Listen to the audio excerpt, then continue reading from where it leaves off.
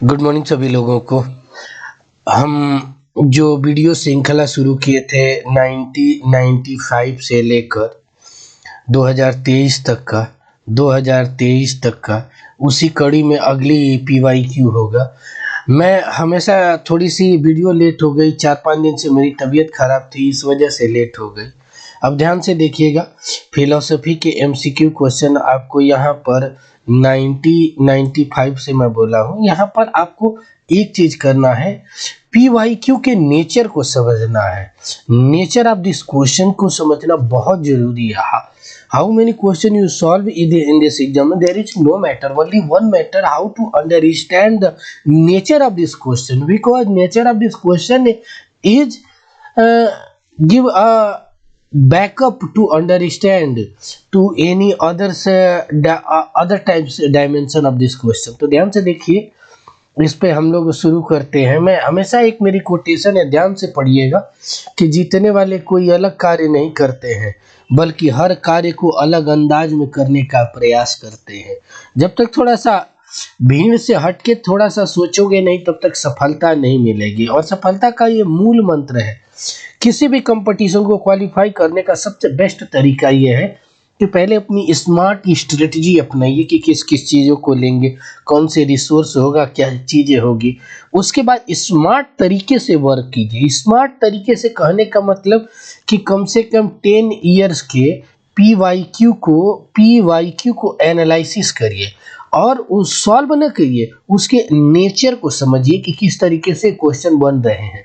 उसके बाद उससे रिलेटेड बुक्स पढ़िए, उससे और उसके विकल्प को, चारों विकल्प को पढ़िए, जैसे मैं एक करवाता हूँ। तो चलते हैं आगे वाली चीज़ों में। जैसे पहला क्वेश्चन है, the argument presented in the favour of Veda included. ध्यान से देखिएगा, ये वैदिक फिलॉसफी का क्वेश्चन है। ये वैदिक फिलॉसफी का क्वेश्चन है, तो हम इसके अंतर्गत देखेंगे। पहला क्वेश्चन क्या है, the argument present Veda included power of the authors, character of author, purpose of the author, none of this. नहीं, देखो, वेदों को ये माना जाता है, वेदों को ये माना जाता है, वेद को ये माना जाता है कि ये सोर्स ऑफ नॉलेज रहे हैं। और पूरी वैदिक फिलॉसफी के इसके साथ साथ सभी फिलॉसफी का आर्गुमेंट भी यहीं से आता है। तो कहने का मतलब ये है कि पूरी की पूरी वैदिक फिलॉसफी के अंतर्गत इन चीज़ों को देखा जाता है। तो फर्स्ट थिंग क्या है कि ऑथर तो होंगे नहीं, उसके बाद कैरेक्टर को भी डिसाइड नहीं किया जाएगा। यहाँ पर जो इसका करेक्ट आंसर होगा वो डी होगा, नन ऑफ दिस, इसमें कोई नहीं होगा। नेक्स्ट क्वेश्चन है, on the question of the nature of self the Charvaka philosophy can be classified as. ठीक है, अब देखिए यहाँ चारवाक फिलॉसफी को थोड़ा सा हम पढ़ेंगे कि चारवाक फिलॉसफी, ध्यान से देखिए, मैं आपको पूरा का पूरा पढ़ा देता हूँ। चारवाक के फाउंडर कौन है? बृहस्पति हैं। इनका लिटरेचर कौन सा है? तो बृहस्पति सूत्रा। ठीक है, उसके बाद इनकी मेटाफिजिक्स, इपिस्टेमिनोलॉजी और इथिक्स, तीनों को यहीं पर। तो इपिस्टेमिनोलॉजी में देखते हैं कि इपिस्टेमिनोलॉजी में केवल क्या है? परसेप्शन को मानता है। इन्फ्रेंस, अनुमान, शब्द प्रमाण, उपमान, सबका ये क्या कर रहा है? डेनाई करता है। ठीक है, मेटाफिजिक्स क्या है कि फिजिकल वर्ल्ड की चीज़ों को मानता है। ठीक है, यानी शरीर को ही ये कहता है कि मरना ही मोक्ष है। ठीक है, मरना ही मोक्ष है, यानी to die is the liberation की बात करता है। गॉड को नहीं मानता है, सोल को नहीं मानता है, स्वर्ग नरक की चीज़ों को नहीं मानता है। कहने का तात्पर्य ये है कि ये पूरी तरीके से फिजिकल वर्ल्ड की चीज़ों में आता है। और इसके जो इथिक्स आता है उसमें 2 डायमेंशन दिखाई पड़ते हैं। एक एथिक्स क्या है कि भौतिक सुखवाद को ये ज़्यादा महत्व देता है, भौतिक सुख को ज़्यादा महत्व देता है। दूसरी क्या चीज़ें हैं कि ये देहात्मवाद की विषय वस्तुओं पर ज़्यादा वो कहता है, देहात्मवादीन। ठीक है, उसके बाद प्रमाणदीन, उसके बाद इंद्रियों के सुख पर ऑल ऑफ देव, इसमें से कौन सा करेक्ट होगा? तो यहाँ पर आपको मैंने यहाँ पर एक्सप्लेन किया कि देहात्मवाद को प्रेफर करता है। इसका करेक्ट आंसर क्या हो जाएगा? 2। ठीक है, अब यहाँ पर देखिए है यज्ञ रिजल्ट बेनिफिट, यज्ञ किसके लिए बेनिफिट किया जाता है? ठीक है, तो देखिए हवन या यज्ञ में जो आहुति दी जाती है, वैदिक फिलॉसफी का क्वेश्चन है।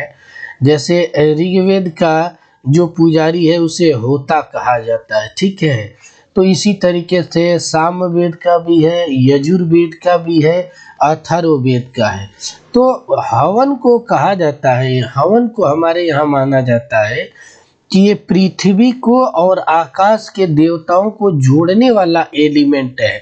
जब आहुति हम देते हैं हवन में तो सीधा उसे भगवान लेते हैं। तो यहाँ पे क्या कहता है, ये पूछता है कि ऋतिक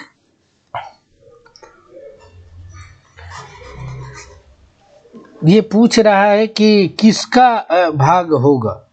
तो हम ध्यान से यहाँ पर देखेंगे कि ऋतिक का, कंज्यूमर्स ऑफ हवन, देवत्व, नन ऑफ दीज। इसमें जो करेक्ट आंसर है वो बी है। ठीक है, थोड़ी थोड़ी चीजें समझेंगे क्योंकि ये करता है तो ऑटोमेटिक हो जाएगा। ये बहुत ही पहला ही टॉपिक है यूजीसी नेट का, और उसमें कि वैदिक वर्ड ऋत स्टैंड फॉर, ऋत का कहाँ पे है? तो ऋग्वेद के 10वें मंडल के पुरुष सूक्त में। ये चीजें नोट कर लेनी चाहिए। कोई भी क्वेश्चन को सॉल्व करिए तो इस विषय वस्तुओं को नोट कर लीजिए कि ये विषय वस्तुएं किससे रिलेटेड है। ठीक है, मोरल ऑर्डर से, कॉस्मिक ऑर्डर से, मोरल और कॉस्मिक ऑर्डर से, दोनों से या दोनों में से किसी से नहीं। तो यहाँ पर ना सामाजिक व्यवस्था को बनाए रखने के लिए नैतिक रूप से रीत को जोड़ा गया है। एक प्रकार की रीत है, ऋण नहीं है। ऋण 3 प्रकार के बताए गए हैं।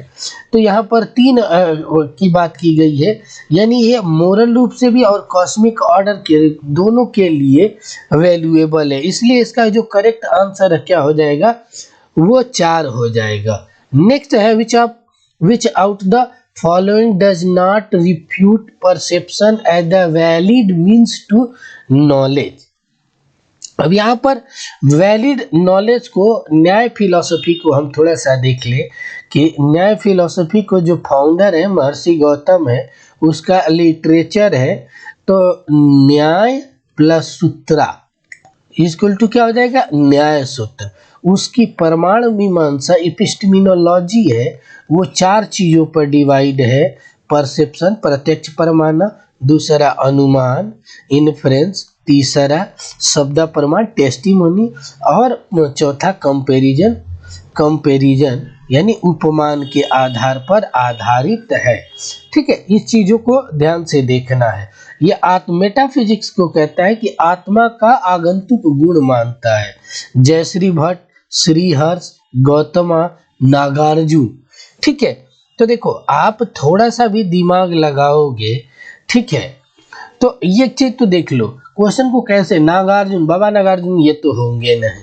ठीक है, न्याय फिलॉसफी का है वैलिड रिसोर्स में, तो शुरुआत किसने किया था? महर्षि गौतम ने। तो इसका करेक्ट आंसर क्या हो जाएगा?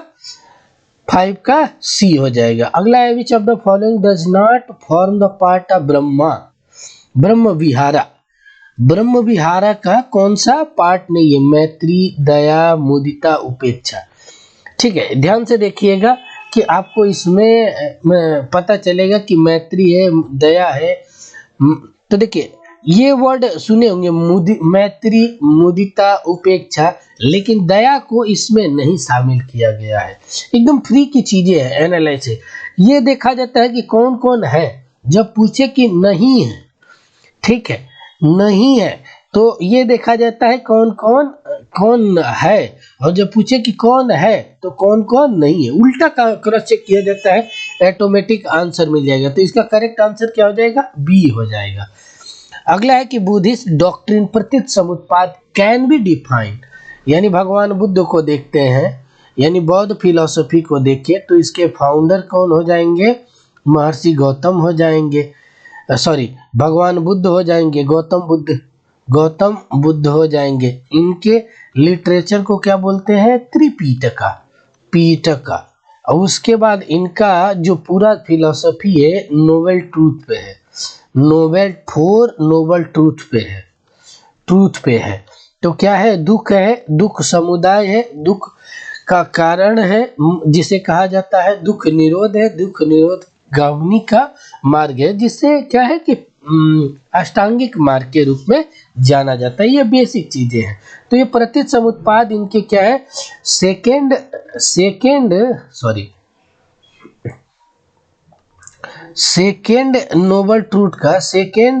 नोबल ट्रूथ दुख का कारण है का पार्ट है, ठीक है, जिसे cause and effect theory in Bauddha philosophy भी कहा जाता है। There is no permanent self, यह आत्मा को मानते ही नहीं है। क्यों कहते हैं कि आत्मा पंच स्कंदों का समूह है, आत्मा जैसी कोई विषय वस्तु होती ही नहीं है, ठीक है। तो ये तो इनकी मेटाफिजिक्स को दर्शाता है। व्हाट एवर इज मोमेंटरी, दुनिया की सारी चीजें क्षण भंगुर है, यानी क्षणिकवाद की चीजें दिखाई पड़ती है। यहाँ से अनात्मवाद की चीजें दिखाई पड़ती है। यहाँ ध्यान से एक लाइन में इसका पूरा अर्थ दे रहा है। ये अनात्मवाद हो गया, ये क्षणिकवाद हो गया।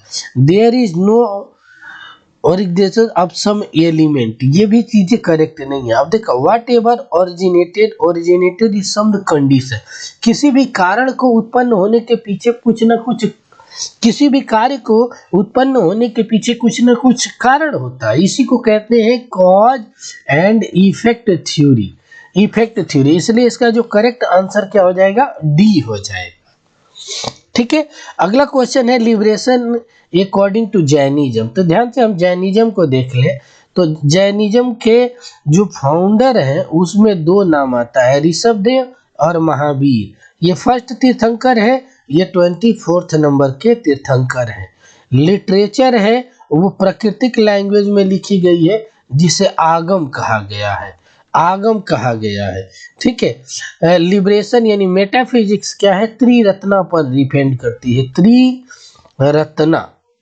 रत्ना पर डिफाइन होती है। और त्रिरत्ना में क्या आता है? ध्यान से यहाँ से देखिएगा, सम्यक दर्शन, सम्यक ज्ञान और सम्यक कैरेक्टर यानी चरित्र की चीजें आती है। तो पूछ रहा है फ्रीडम, और देखिए मोक्ष की चीजें क्या है? कर्म से मुक्ति की बात करता है यहाँ पर, ठीक है। तो यहाँ पर देखिए कह रहा है कि freedom from the life of death only, नहीं।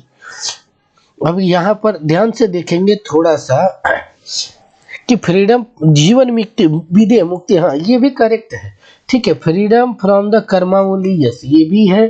Freedom from the matter only, हाँ द्रव्य की मुक्ति, ठीक है। ऑल एबव द, तो इसका करेक्ट आंसर सारे के सारे हो जाएंगे, डी आंसर हो जाएगा। नेट क्या है कि liberation according to Jainism is term as the bhava moksha, द्रव्य मोक्ष, भाव एंड द्रव्य मोक्ष, नाइदर भाव मोक्ष या नाइदर द्रव्य मोक्ष। ये चार विकल्प है, तो इसमें से करेक्ट आंसर कौन सा है? अपने कमेंट जरूर दिया करिए, जिससे मुझे लगता है कि बच्चे देखते हैं, तो उस हिसाब से सारी चीजें छोड़कर आप लोगों की तैयारी करवा रहा हूँ, ठीक है। तो चैनल को सब्सक्राइब जरूर किया कीजिए, जिससे मुझे भी मोटिवेशन मिलेगा। और कमेंट तो जरूर किया करिए कि समझ में आता है, अब क्या सुझाव करना है या क्या करना चाहिए। तो देखिए जैन दर्शन में ये माना गया है कि जो कैवल्य है वो पूरी तरीके से द्रव्य एवं भाव से दोनों से मुक्ति का नाम है, ठीक है। द्रव्य और भाव के दोनों से मुक्ति का नाम है, यानी करेक्ट आंसर क्या हो जाएगा? भाव मोक्ष होगा नहीं, द्रव्य मोक्ष होगा नहीं, भाव मोक्ष और द्रव्य मोक्ष दोनों हो जाएगा करेक्ट आंसर। तो ये चीजें क्लियर हो गया। क्वेश्चन नंबर 10 क्या है? Which of the following set is consistent. देखिए यहाँ पर पूछ रहा है शून्यवादा, चंद्रकृति, जो थोड़ा भी पढ़ा होगा, ठीक है, जो थोड़ा भी बहुत पढ़ा होगा वो ऑटोमेटिक पकड़ के लेके चला जाएगा। निर्गुणा रामानुज, उसके बाद निर्गुण ब्रह्म के, ये तो सगुण ब्रह्म,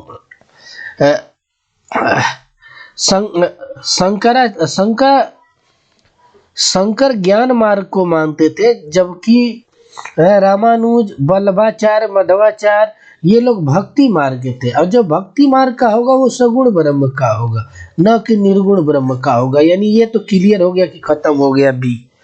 इसके बाद सत्य कार्यवादा। सत्य कार्यवाद सांख्य फिलॉसफी का पार्ट है। गौतम न्याय फिलॉसफी के फाउंडर हैं और इन्होंने असत्य कार्यवाद को दिया, ये भी क्लियर हो गया। कर्मवादा, चार्वाक फिलॉसफी तो कर्म को मानती ही नहीं है, ये भौतिक कर्मों को मानता है, ये भी गड़बड़ हो गया। यानी बचा विकल्प क्या है? ए। इसका करेक्ट आंसर क्या हो जाएगा? ए हो जाएगा। ठीक है, ध्यान से देखिए। उसके बाद अगला है the view that all types of pratyaksha are nirvikalpa is upheld. निर्विकल्प, अब देख ध्यान से देखिएगा। थोड़ी सी तबीयत खराब होने की वजह से थोड़ा सा वो हो रहा है, सर्दी जुकाम की चीजें आएगी। ये बिना फ्री की बीमारी है और बेवजह की परेशान करने वाली बीमारी है, जिसमें कुछ भी सही नहीं रहता है।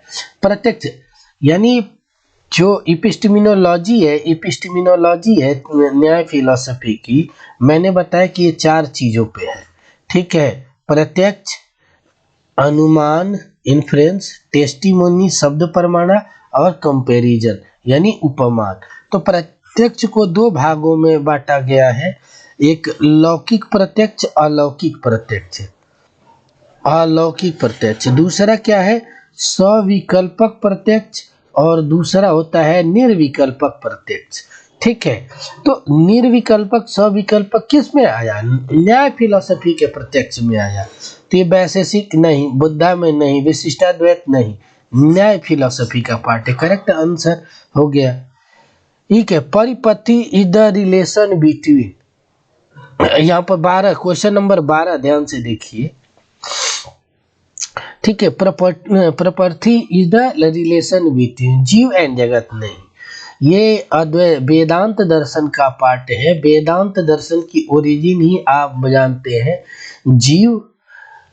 जीवा एंड ब्रह्मा के बीच में। तो देख लीजिए, जीवा एंड ब्रह्मा ग्रुप, मतलब इसका आंसर क्या हो जाएगा? डी करेक्ट हो जाएगा। थोड़ी सी चीजें आदमी देखे ना तो ऑटोमेटिक इसका आंसर हो जाता है। अब देखिए 13, अकॉर्डिंग टू वैशेषिक फिलॉसफी।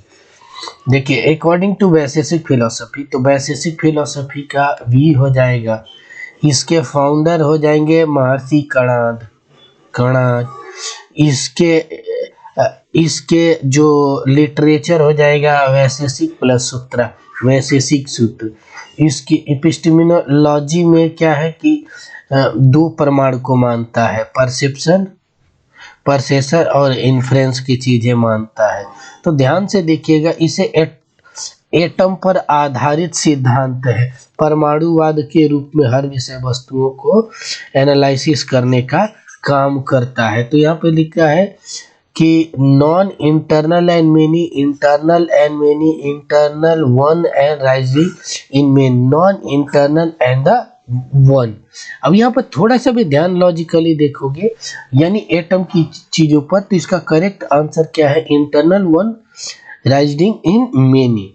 उसके बाद आता है व्यापत्ति, व्याप्ति। थोड़ा सा देखो व्याप्ति क्या होता है कि व्याप्ति किसका पार्ट है? ये न्याय फिलॉसफी का पार्ट है। ठीक है, तो ये व्याप्ति का अर्थ समझ लेंगे तो ऑटोमेटिक डिफाइन हो जाएगा कि व्याप्ति में होता क्या है। व्याप्ति क्या है कि एक प्रकार की ना भ्रम की चीजें होती है, जहां पर हम कंफ्यूज हो जाते हैं कि यहाँ पर क्या है? इनवेरिएबल। ठीक है, ये कॉज रिलेशन नहीं होगा, सीक्वेंस से तो नहीं होगा ना, यानी इसका आंसर क्या हो जाएगा? ए हो जाएगा। ठीक है, अगला देखिए, व्याप्ति कैन बी प्रॉपर्टी, ये 2 बार आ गया है, सॉरी।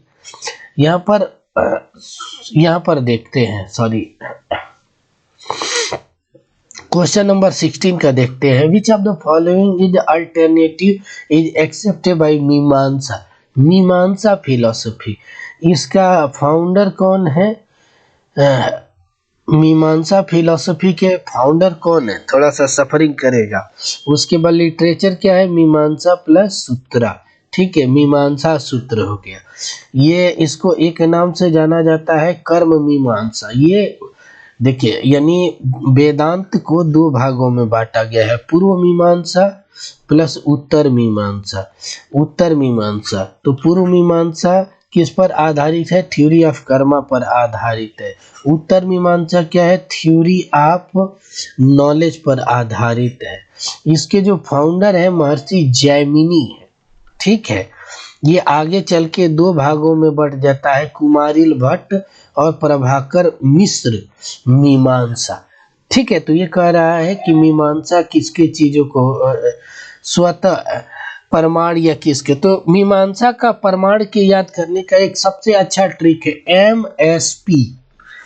एमएसपी याद रखिएगा, मीमांसा स्वतः प्रमाण परतः अप्रमाणीवाद की ये चीजों को स्वीकार करता है, स्वतः परमाना और स्वतः, ठीक है, अपरमाना, ठीक है। ये क्लियर हो गया 16 का।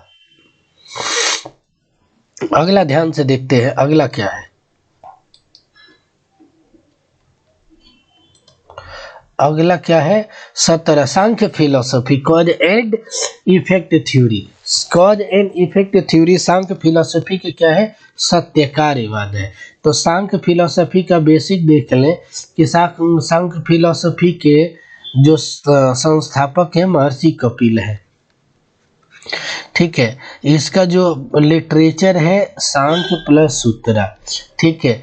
इसे तत्व मतलब 25 एलिमेंट पर ये आधारित है, ठीक है। इसके ये बनने, इसमें दो एलिमेंट मेन होता है, पुरुषा एंड प्रकृति, और पुरुष और प्रकृति एक सिद्धांत पे जुड़ते हैं जिसे सत्य कार्यवाद कहते हैं, जो आगे चलकर विकासवाद में तब्दील होता है, वादा में तब्दील होता है, जो पूरी तरीके से सृष्टि के निर्माण की चीजें होती है। यहाँ मोक्ष के बारे में कहा गया है कि त्रिविध दुखों से मुक्ति का नाम ही क्या है, मोक्ष है।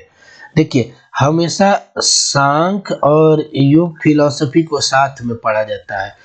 सांख्य और योग में सांख्य थ्योरी है तो योग उसका प्रैक्टिकल है। यहाँ पे 25 एलिमेंट है तो यहाँ 26 एलिमेंट है। क्यों बता रहा हूँ, क्योंकि नीचे में ये भी है, योग फिलॉसफी भी है। अब योग फिलॉसफी में मेन क्या है, अष्टांग योग। तो इसमें बहिरंग अंतरंग, इसमें 5 यम नियम आसन प्राणायाम प्रत्याहार को दिया हुआ, अंतरंग में ध्यान धारणा समाधि को शामिल किया गया है। तो इसके सिद्धांत को कहा गया है कि कॉज एंड इफेक्ट थ्योरी को सत्य कार्यवाद, यानी किसी भी विषय वस्तु का कार्य होने के पीछे उसका कारण है वो जेन्युइन है। यानी बबुल का पेड़, बबुल के बीज से आम का पेड़ नहीं निकलेगा, जब निकलेगा बबुल का पेड़ ही निकलेगा, ठीक है। तो कह रहा है कि effect is not related to cause, ये तो कभी जीवन में क्योंकि होता है। तो ये देखिए पहले से ही डिसाइड रहता है, तो effect pre exist in the cause, यानी करेक्ट आंसर क्या हो जाएगा, डी हो जाएगा। टू द पतंजलि सस्मिता या काइंड ऑफ किसका भाग है, योगा समाधि आसन प्राणायाम किसका पार्ट है। यहाँ पर देखेंगे समाधि का, यानी समाधि को दो भागों में, समाधि को दो, संप्रज्ञात समाधि, संप्रज्ञात समाधि, दूसरे को असंप्रज्ञात समाधि। संप्रज्ञात के 4 होते हैं, उसमें से पहला ये चीजें होती है, यानी समाधि का ये पार्ट है। अगला है 19 theory of cause and Shankar का क्या है, शंकरा द्वैतवाद, शंकर के अद्वैतवाद की बात किया जाता है। Experience, logic, scripture, all this एवं किस पर आधारित है, थोड़ा सा ध्यान से देखेंगे आप कि शंकराचार्य अद्वैत वेदांत में ये ज्ञान मीमांसा के ज्ञान के आधार, थ्योरी ऑफ नॉलेज पर आधारित है। और नॉलेज में क्या होता है, हमेशा आदमी तर्क लगाता है, लॉजिक लगाता है। ये भी नहीं भी पता है तो थोड़ा सा भी करेक्ट आंसर क्या हो जाएगा, इसका बी हो जाएगा, ऑटोमेटिक निकल जाएगा। अगला देखिए, theory that effect is only appearance result the cause is known as. सत्य कार्यवाद, असत्य कार्यवाद, परिणामवाद, विवर्तवाद। एंड के सांख्य एंड योगा का ये है, न्याय एंड वैशेषिक का ये है। अब सत्य कार्यवाद के ही 2 रूप है, परिणामवाद और दूसरा विवर्तवाद। ठीक है, परिणामवाद क्या है, रिजल्ट इज क्लियर, यहाँ पे क्या है, डाउट में। ठीक है, तो यहाँ पे विवर्तवाद में शंकराचार्य आते हैं, परिणामवाद में रामानुजा आते हैं। पूरा का पूरा एक चीज आपको खुल गया। तो 20 का देखिए आंसर क्या है कि भ्रम के रूप में रहता है, तो इसमें क्या है, विवर्तवाद में आता है, डाउट में। इसका आंसर क्या हो जाएगा, डी। अगला देखिए, point out the following reason B R Ambedkar. दिल से मैं पढ़ाता हूँ, बाबा साहब अम्बेडकर पर मैंने किताबें भी लिखा और हमेशा कंटेम्पररी इंडियन फिलोसफी थिंकर्स पढ़ाने और पढ़ने में बहुत मजा मुझे आता है। एज इट क्रिएट डिस्क्रिमिनेशन, थोड़ा सा भी आदमी जानता होगा ना तो ऑटोमेटिक इसका आंसर निकाल लीजिएगा। थोड़ा सा भी कास्ट सिस्टम के, we are oppose the caste system. India में क्या है कि फॉरिन इन्वेंशन नहीं, वैदिक हेरिटेज नहीं, सजेस्ट स्मृति, हमेशा वो डिस्क्रिमिनेशन की लेकर बातों को चलते रहते थे कि नहीं, सोसाइटी में डिस्क्रिमिनेशन जब तक खत्म नहीं होगा तब तक कास्ट सिस्टम खत्म नहीं होगा। यानी इसका करेक्ट आंसर क्या हो जाएगा, ये हो जाएगा। ठीक है, अगला क्या है कि theory of evolution except Shri Aurobindo. ये तो मेरे रिसर्च की चीज भी रही है। ठीक है, जिसको दिल खोल के पढ़ाऊंगा इन कंटेम्पररी इंडियन फिलोसफी आपको पढ़ाऊंगा। थिंकर से आपको जितने 90% लोगों को थिंकर से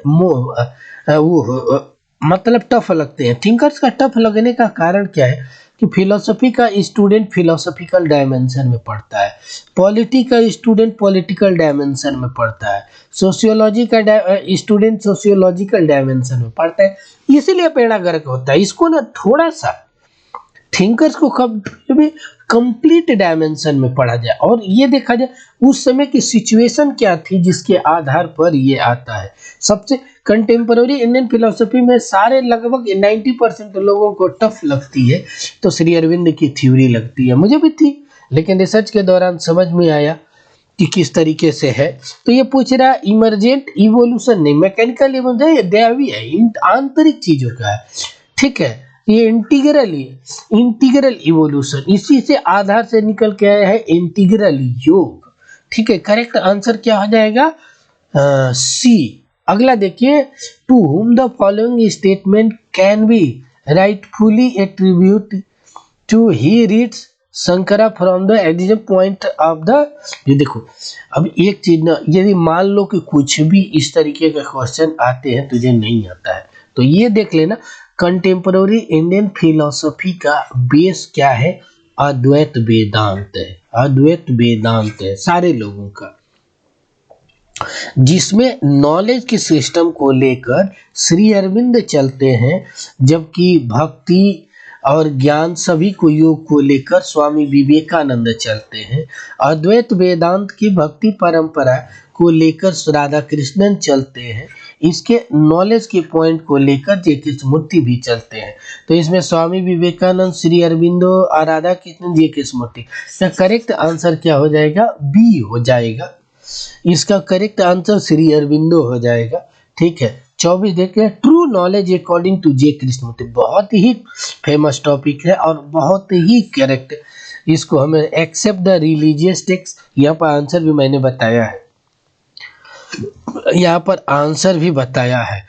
प्रेस्क्राइब्ड नहीं, अनकंडीशनल अवेयरनेस, यानी नॉलेज। देखिए मैंने बताया कि नॉलेज के सिस्टम पे आधार पे, यानी करेक्ट आंसर क्या हो जाएगा, सी हो जाएगा। अब देखिए यहाँ पर क्या है, गांधी जी, आप लोगों को चौखम्बा पब्लिकेशन से मेरी एक किताब मिलेगी, महात्मा गांधी का समग्र अध्ययन। जो लोग जैन बौद्ध गांधी से नेट जेआरएफ दे रहे हैं वो पढ़ सकते हैं। इसमें गांधी के 2 अक्टूबर 1869 से लेकर मृत्यु के दिन तक का एक एक फैक्ट भरा हुआ है। Political, social, economical, religious, complete informative books है, जिससे आपको गांधी के हर डायमेंशन पर कंप्लीट नॉलेज मिलेगा। ठीक है, ऑटोबायोग्राफी, ठीक है, इंडस्ट्री, हिंद स्वराज, बहुत ही फेमस है। जिंदगी में किसी एक बार, मैं कहता हूँ सबसे कि एक बार यदि अपने आप को जानना है ना तो गांधी की ऑटोबायोग्राफी पढ़ लीजिए। गांधी कितने बड़े सत्यवादी और इंसान थे। गांधी को गाली देने वाले ना, एक बार मैं एक ही चीज कहता हूँ कि एक बार गांधी के ऑटोबायोग्राफी पढ़ लो, उसके बाद तुम कभी जीवन में गाली नहीं दोगे। और इंडस्ट्रियल चीजों के औद्योगिकरण की जो सबसे बड़ी चीज होती है, इनका जो हिंद स्वराज बुक है, one of the best book in contemporary Indian philosophy, Indian thinkers, जिसमें आपको सोशल इकोनॉमिकल अवेयरनेस के लिए, जो गांधी को सोशल डायमेंशन में हिंद स्वराज नहीं पढ़ा मतलब वो अपने आप को, गांधी को कुछ नहीं समझा। तो इसको देखना है। अब यहाँ पर देखो, सुकरात फिलोसोफर इंटरव्यू द यंग सुक्रेटिस, यानी यंग सुकरात के इंटरव्यू कौन लिया है, बहुत बार पूछा गया है स्टेटमेंट, याद रखिएगा। हेराक्लाइटस, प्लेटो, पार्मेनाइडिस, जेनो। ठीक है, यहाँ पर थोड़ा सा ध्यान से देखेंगे तो इनके समकालीन थे पार्मेनाइडिस, इन्होंने लिया था। करेक्ट आंसर है प्री सोक्रेटिक एज के ये लोग थिंकर्स हैं। ठीक है, तो आज की वीडियो यहीं तक।